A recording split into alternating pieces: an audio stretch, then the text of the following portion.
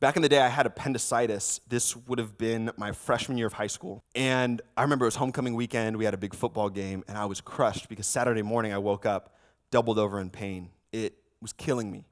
And I'll never forget, Mom, calls the nurse. Oh, okay, got to go to the hospital. We get to the hospital, and I'm talking to the surgeon, and the surgeon had done some imaging, felt around, talked with me. Okay, you've got appendicitis. We're going to have to put you under. We're going to need to take this appendix out.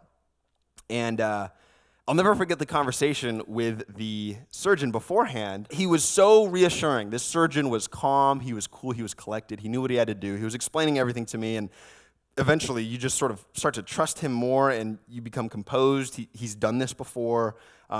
He's confident in his expertise and the power of the skills that he has. And so before I went under, I could sense that the problem, after talking with him, it wasn't as crazy as I thought. It wasn't as worrying as I think it needed to be. I could sense that, look, at some point you just say, okay, you know much better than me. I trust you.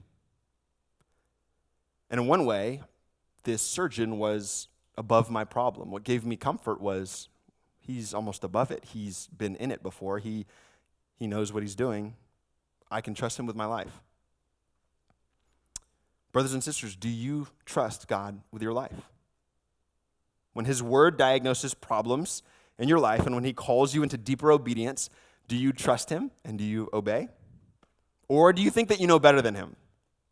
Or do you play the role of spiritual advisor where you sort of like, well, no, this is why you're wrong and this is what needs to actually happen, or maybe you're like Moses and you start to look inward at your own inadequacy and then you think that disqualifies God from ever calling you to something that he wants you to do.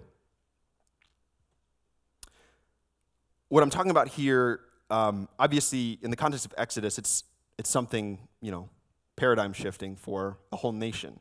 And we could be talking about God calling you to, say, run for office. But this also could be a calling to run from a relationship. Whatever it might be, do you trust him? And do you trust him so much that you will obey? If God is truly transcendent, beyond time and space, existing in infinite wisdom and infinite knowledge, when he calls, we must trust and obey.